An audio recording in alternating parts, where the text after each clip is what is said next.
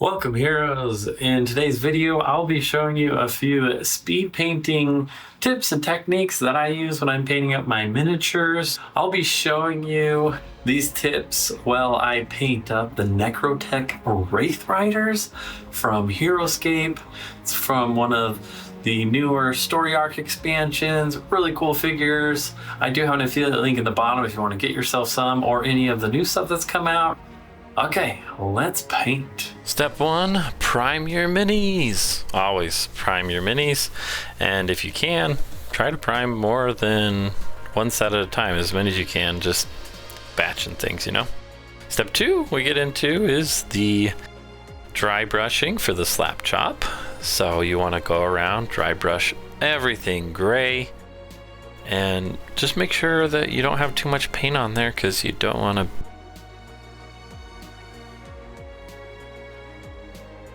overdo it. That takes away from the whole purpose.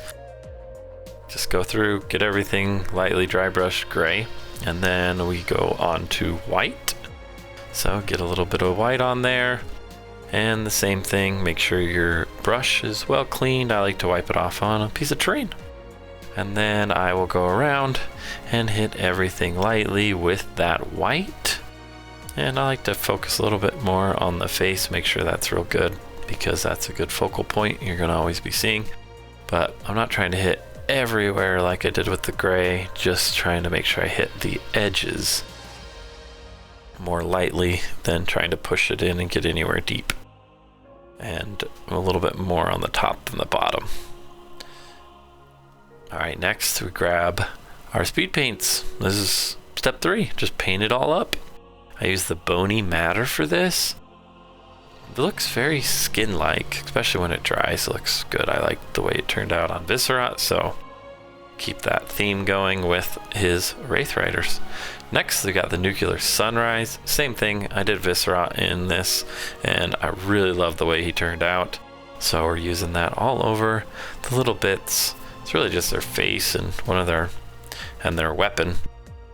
And that's pretty much all they use this color for, so it's a small little detail, but it looks really good.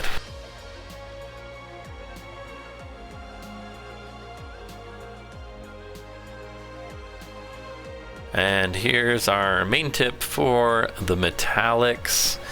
It is adding in some speed paint medium, because the metallic speed paint just seems to cover up a little too much, because you lose that highlight that you got from the slap chop method of the gray and the white.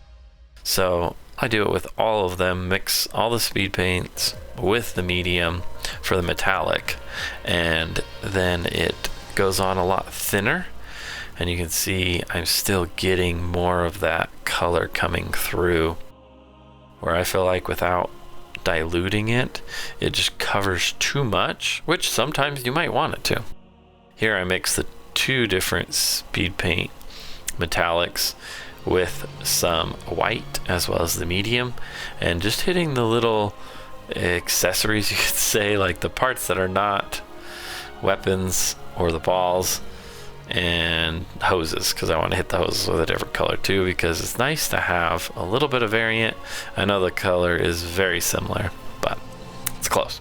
So here I grabbed the polished silver, and that's what I use for all of the hoses and other bits around there, and getting his, I guess I don't know, they're not very good at breathing, so they need some extra help with all. I'm assuming that's what all these little hoses are, and maybe these are like exhaust vents for his breathing. That's what I'm guessing those are. So that takes shiny silver. It's not a speed paint, it's just straight metallic, and we hit a bunch of those metal details like the plates, because it's okay, I'm not looking for a lot of that shading come through from the slap chop. So get the metal plates on their heads, little areas, really makes it stand out. And then I hit all the edges of their exhaust ports, as well as hitting the weapons on the edges, because it gives it a much better highlight, a lot more contrast. And then I also go and hit all of the little circle things on their chains, and then just go around and pick out a few little other parts that can break it up.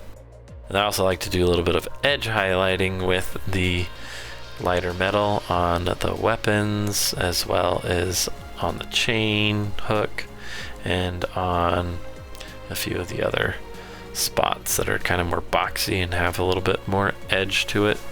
And then I also go and just highlight up a few of the spots on the hoses, and like I said, getting all these little rings for their eyes and their exhaust ports, and this ear thing and all the other little metal plates on their heads and their faces. And then here we get it on his little saw blade. And then we go grab this other guy's faceplate as well. And we got the chainsaw.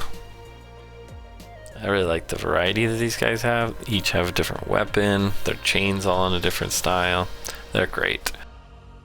So I grab some matte white and then add a little speed paint medium because it just thins it out. You could use water as well. I just like using the speed paint medium. And we hit all of the middle of these exhaust ports and all their eyes. For whatever reason, I feel like painting eyes is just easier upside down. So there's a little tip for you. But we want to hit all of these because when we come back to hit it with the teal color that's kind of glowing, the plasmatic bolt. Oh, that's my favorite part. Ooh, filling those in. The white behind it though gives it a much better glow. If you had left it with that gray or black, whatever was in that recess, it does not pop like the white does. So definitely go and hit all those with the white. So this gives it a nice glowing pop. Yeah, I love watching these fill in. It's a lot of fun. Just like very satisfying.